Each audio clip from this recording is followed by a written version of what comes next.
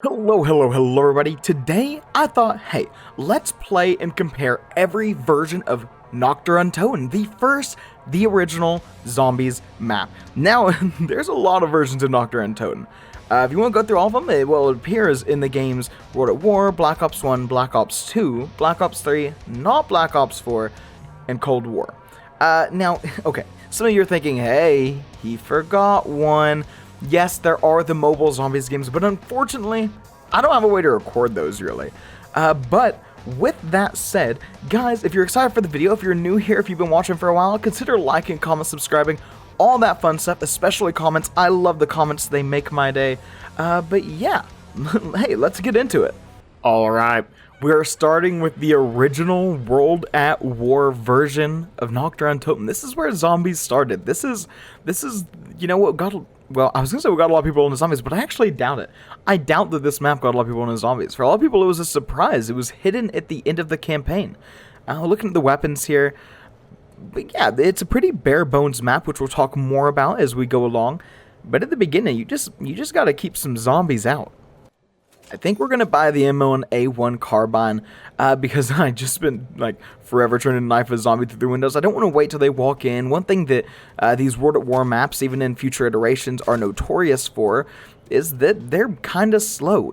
Training wasn't a thing at this point. You were just expected to keep the zombies away to survive against the onslaught. So, to give the players a chance at the beginning, the spawns are slow. It can take like 10 minutes to even get to round 5 on these maps. I think what we're going to do, because I'm not really interested in necessarily playing super high rounds in every map, is I think we'll save up enough to open up the next door. I'm going to be going throughout the entire map, of course, doing a little show off, but we're not going to be spending super long on any individual version. So I think what we'll do is we'll wait till we have enough points to get through and open the box, and we'll buy some all weapons, and we'll see what all the original has to offer, and it will serve as the baseline for our comparisons in the future, I think. One cool thing about, you know, the World at War version is they didn't have, like, the icons at the bottom of the screen to show how long the power-ups last. So you can quite literally see it has double points and then a timer. Ooh, we got the Thompson. I believe the Thompson's on the wall over here. But it's one of the most iconic World at War weapons. If you guys watched in GT back in the day, you would know, I believe, Spider was the quote-unquote leader of it. I believe he really liked the Tommy gun. So it instilled in me whenever I was younger that, oh, this is it. This is the best gun in zombies, which, of course, it isn't. But it's funny looking back on those memories. Alright, we're moving upstairs. Let's see. We got a bar. I'm pretty sure that's like an assault rifle type thing, right? Maybe I'm wrong. And I think this is the area where like people would always camp and everything. This is like the camp spot. Now, if you want to train, of course, the bottom area would be the best. We got the sawed-off shotgun on the wall. I think I want this bar. Well, we'll see how it goes. What all do we have over here? We have a trench gun. Okay, very nice. And anything else? Not? Oh, okay. We got the cabinet. I remember I actually played the mobile zombies game a lot whenever I was younger, and I'm pretty sure there was a flamethrower in it. But I also feel like the other games didn't have the flamethrower in it, so I'm curious to see what'll be in that. I can't remember for the life of me. We'll see how it goes. I also, right quick, I plan to get to round 10 on every map. Of course, it'll be very cut down, or around round 10. We might die earlier or later, depending on it. But that'll be what we're going for, and again, we're going to be cutting it down. This isn't just a playthrough of Nacht, we're talking about it. I think I want to head over and open the cabinet, and we'll see what we have in it here. Let's see. A scoped Kar 98. Wait, isn't the Kar 98K the first weapon? But it has a... So even though it's just scoped, right? It's not like it's going to be any stronger, because it's 200 on the wall down there. So is it supposed to be a troll? Alright, let's see if I can... Oh, I can't hit anything. We'll see if I can hit anything, and we'll see how good it is. Alright, here we go. Well, I hit him. Moment of truth. Yes. Okay. I don't. Was that a headshot? Maybe. I think they were. Let me see. So it's definitely a one-shot headshot. I highly doubt it's a one-shot body shot. But we are getting these. Well, I was gonna say we're getting these clips up in here, but all right. It is a one-shot body shot. Okay. So it's not just the regular Kar 98K. It's definitely like a buffed-up version of it. Very cool. If you like snipers, and you know, thinking about it, if you had 4 players and you're all trying to protect, it'd probably be good to have a sniper because the zombies spawn pretty far out. So I see why they did it. It's very cool to have a little, quite literally, mystery wall buy. I think it's a mechanic that maybe could have been brought forward in future zombie maps. I think we're gonna head on down, hit the box again. I want to see what I get. I want to see some of these, original World at War weapons. I never played this game a ton. The M1 isn't this what like the first one we bought, but I never played World at War itself a ton. So I'm always happy to see the original World at War weapons because I never used them. So it's always cool to see what's good, what's bad, because there are some stinkers, but there are some that are like crazy powerful. I don't know if I mentioned it using this bar. It's Oh, I almost actually took my first down there. And first and only down because there's no quick revive or anything. No perks, of course, on the original Nacht Der Untoten. But the bar is just like a slower, I think it's an assault rifle. It's a slow, kind of powerful assault rifle. It's pretty good. Let's see what we get out of the box here. Oh, okay. This thing looks good. It says deploy. Well, remember, I think it's Varuk. There's an area where you can literally like deploy a machine gun. It's really cool. And we got a M1 Garand, but with a launcher. So immediately seeing that, I'm thinking of like in the original World War, I can't remember, does the ray gun one-shot you with self-damage? So I'm kind of curious if the launcher would one-shot me with self-damage. Oh wow, and this Browning is powerful. Okay. Man, in World at War, if you can hear them, just the zombie screams and sounds all around. It's a it truly has more of a horror feeling than I think any other zombies game. It's very unique to it. That's why, like, if you ever played the original Varuk, it is way more, like, just terrifying to its core than, like, the Black Ops 3 version. There's also something unsettling about Nacht Der Untoten, where normally in zombies we're so used to perks and pack-a-punch and all these ways to make yourself more powerful. But you don't have any of that. You really have this feeling of loneliness and despair on this map. I think the aesthetic in the future maps, I don't think they'll be able to even come close to it.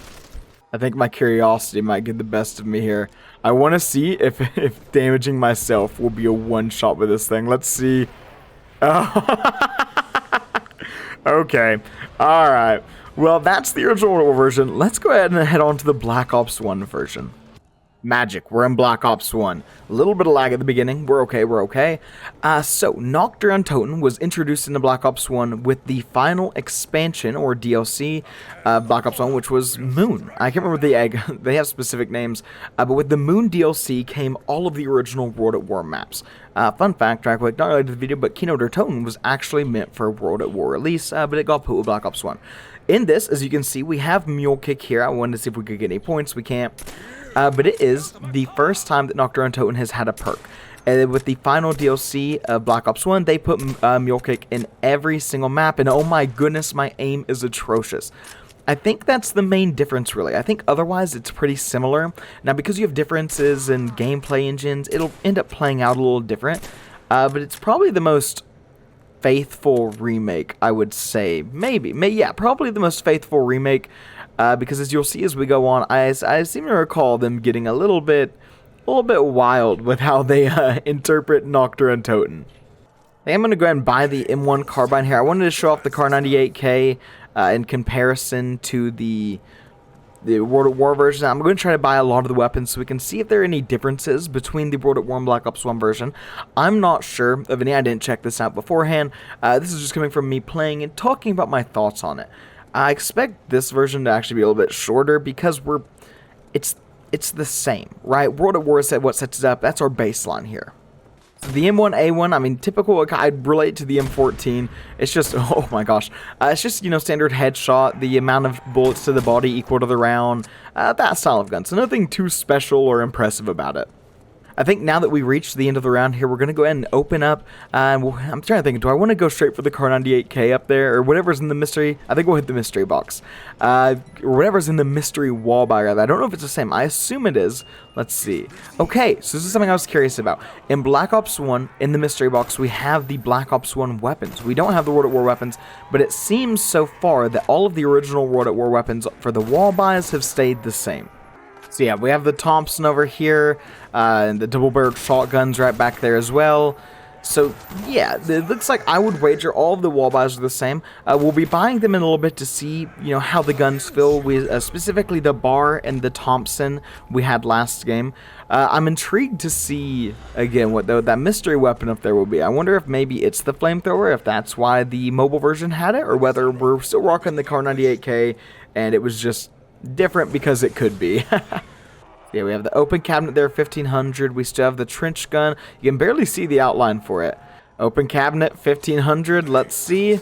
Scoped Car 98K. Now I did test it. The Car 98K wasn't a one-shot by itself, but this one is. It also reloads each bullet individually, while the Car 98K did not.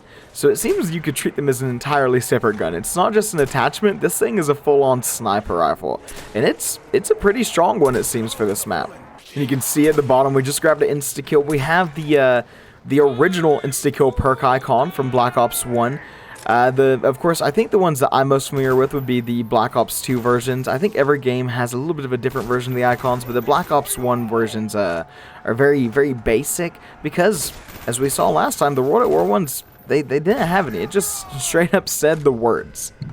I'm curious. Okay, yeah, so our grenades. They're the World at War style grenades. They're not frag grenades. So that's a cool little attention to detail. I'll give Treyarch some props for that. I think we'll run over here, grab the Thompson. Let's see, does it feel any different? It might shoot a little bit slower than the World at War version, maybe. We'll see if we can get a little bit more feel with it. Alright, we got a bit over here. Yeah, I think it shoots a little bit slower, but it feels just about as good. It still feels like a incredibly powerful gun to use if you ever play through Nacht. Alright, let's get the bar. And okay, this one feels like it actually shoots faster than its World at War variant. Maybe I'm remembering it wrong, but I feel like it was a bit slower. So I wonder, maybe they did change the weapon stats just a little bit for either balancing purposes or otherwise. Very, very intriguing.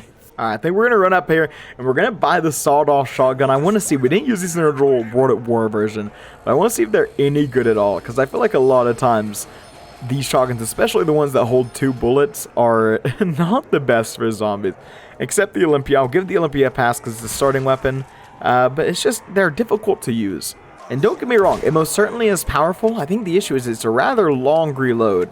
Now sure, you could reload cancel, but I don't think the average zombie player will be doing that too much. But it's alright. I still feel like I would rather have something that's a little bit safer. I feel like we're getting into a bit of a bad situation here. We'll pull out the bar and I think we'll be okay. Maybe. Oh, okay. Yeah, we're gonna live. We're gonna live.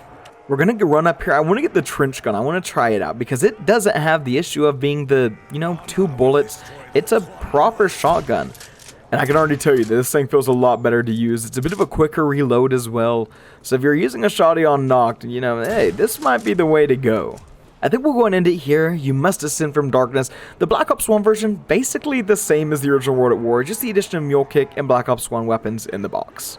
Some of you might be thinking, wait, Black Ops 2 doesn't have any of the World at War maps. Why is he on Transit? And some of you are already going to know that Transit actually includes Nacht Der Untoten.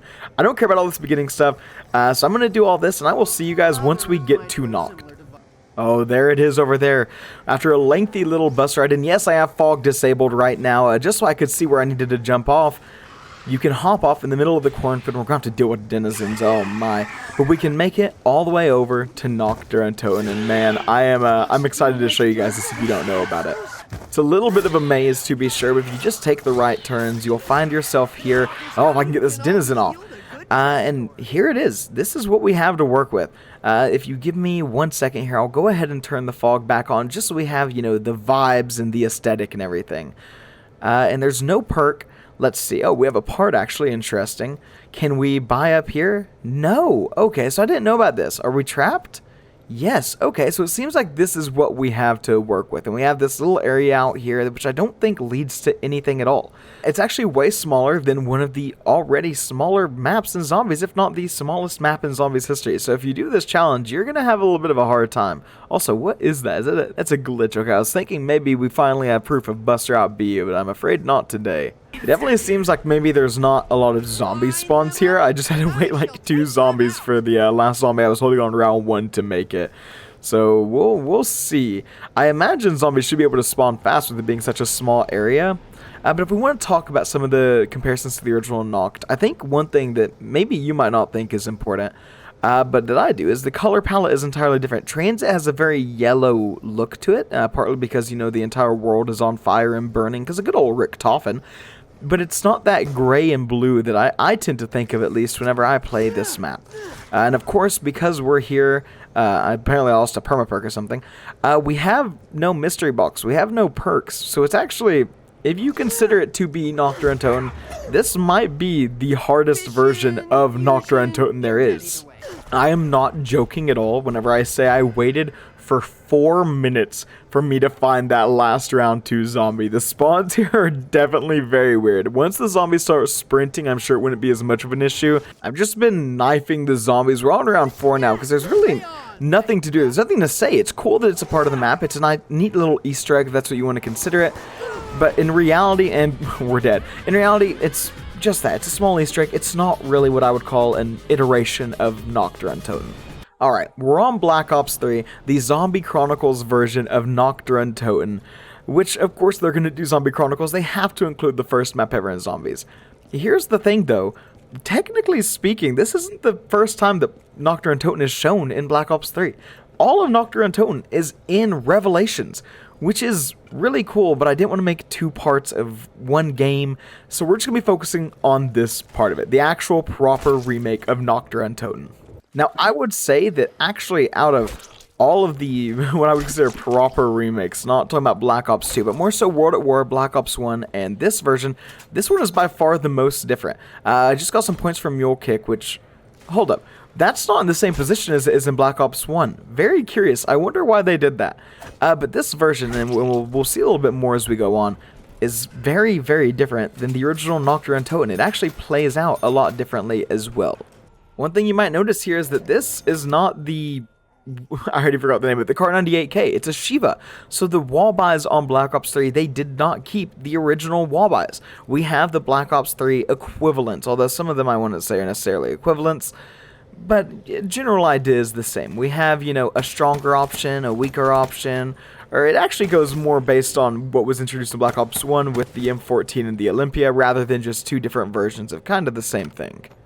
And even in Black Ops 3, despite it being a much newer zombies game, we still have the feeling of the zombies taking forever to spawn in. And it's just, that's how these older maps are. I don't think they really changed the spawns, and the spawns are located pretty far outside of the map. Because again, it's supposed to be a defense map. This is not supposed to be the map where you get set up and you train on. It's supposed to be the map where you feel like you're weak and you're alone and you have to ascend from darkness. Which, you know, that's the way it's supposed to be.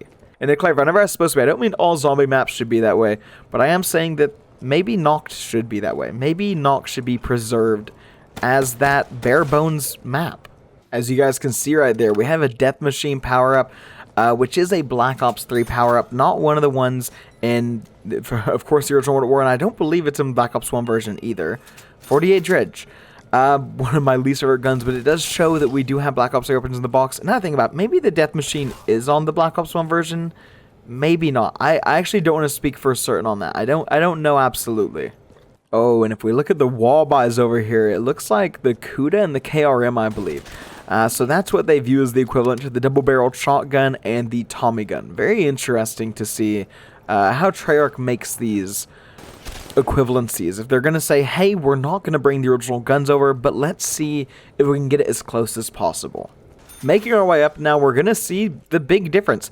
We have perks. We have the Wonder Fizz. And this completely changes the dynamic. It is now officially nothing like it. We also have Gobblegums, which I don't really focus on. I don't look at too much. But it completely changes the map. We have the Argus, where the trench gun was. But again, having perks on this map... Oh, wait, one second. Okay, the Locust is in it. We can see through it, and it tells what it is, but it's 5,000. Very interesting. Now, if I cannot get distracted here. With the perk machines and everything, you don't have that feel... Oh, the Pharaoh! Okay, so the Pharaoh instead of the sawed off. Right, okay, now, I think I've seen every gun. I wanted to get all the guns while I was in the middle of speaking there. The perk machines really change everything. You're not with that feeling of loneliness anymore. You're not scared. You can get quite powerful. You get Jug, Quick Revive, Speed Cola, Double Tap, especially Double Tap 2.0, and you're feeling good. I would also say that having the more futuristic AI with the more futuristic weapons really makes it not as scary. It feels like it takes so much away from it. And I'm not saying it's a bad map. In fact, this might be many people's preferred version of Nacht, but it is, without a doubt, of the proper remakes, the farthest away from what I would call the original. Okay, so we're on Cold War. We're on round 5 right quick because I had to turn on power to fully open it, and I didn't care to show all of that. But we're on Die Machine, which is Nacht Der Untoten, right? It is undeniably Nacht Der Untoten. We have this area, which is the box area of Nacht. We have the starting area of Nacht. We have all of the upstairs as well. But it's not what I would call... I think here's what we have to talk about. And I think I've been saying it incorrectly up to this point. Of remakes versus remasters. And I would say that this is definitely a remake. This is taking Nacht Der Untoten, which this map undeniably is, but expanding on it so much. While Black Ops 1 and Black Ops 3 were remasters, right? So this is a remake. Those were remasters where they're just trying to preserve the original essence, and I think Black Ops 3 failed that. But in terms of a remake, I actually think Die Machine is an amazing remake. It gives Nacht that modern feeling that if you're going for a remake, you don't necessarily care about keeping that spookiness and that eeriness. You want it to be something more than that. And the way that they utilize it, I think, is cool. And as we just saw, there was Stamina, and now Wonder Fizz is right over here. It's empty. We're not going to be using those. And I did try to make sure I start with the M1911 here, which, of course, Cold War weapons and everything are so incredibly powerful. We're also in the Halloween event, which is why there's the spooky music and the pumpkin heads. And all the wall buys on this, there's nothing World at War themed. Right, because we're not looking for, it's not looking to be World at War, if that makes sense. I'm having a hard time maybe putting this in words. Oh, we do have an M1911 over here, which is kind of cool, I think, to have it in the Nacht starting area. This is, yes, no, this is the box area. But I think it's a really good version of it. In fact, if you want me to be honest, I would say Die Machine is my quote-unquote favorite version of Nacht Der Untoten. I'd never play the original because I think it's bare bones, and I think it's boring, and I don't have fun with it. The most I've ever actually played of Nacht was Black Ops 3, because even though it might be the worst remaster of Nacht Der Untoten, it has more fun gameplay, because I like having perks. I like feeling strong in zombies. I don't like getting 2-hit. Sorry, I paused there because I keep seeing these terminal things because I didn't like fully turn on the backup punch or whatever. So the UI in this game does kill me, but that's beside the point. I just want to address why I paused in the middle of speaking there. So we have the Diamati, which is, you know, just another Cold War weapon. This map is, it's Nacht, but is it not Nacht? I think that's what I've been trying to make here. And with that, we've gone over all of the Nacht Der Untoten versions there are. Whether it's a remaster or a remake, I think it was fun to be able to take a look at how the map has, for one, been a staple of zombies throughout all the years, but two, how it's changed and evolved, and how maybe now Treyarch sees it as a foundation, how it's still the starting point, as this is the start of the new universe. This was the first map. We started back at Nacht Der Untoten, about how they say, but this is the direction zombies is going in. You're not bare bones, you're going to be powerful, you're going to have options. We're going to quite literally put a thing where you can buy every perk on the map at the top of it. But with that said, guys, I hope you enjoyed the video. If you did, please like, comment, subscribe, all that fun stuff. And yeah, have a good one, everybody, and take it easy.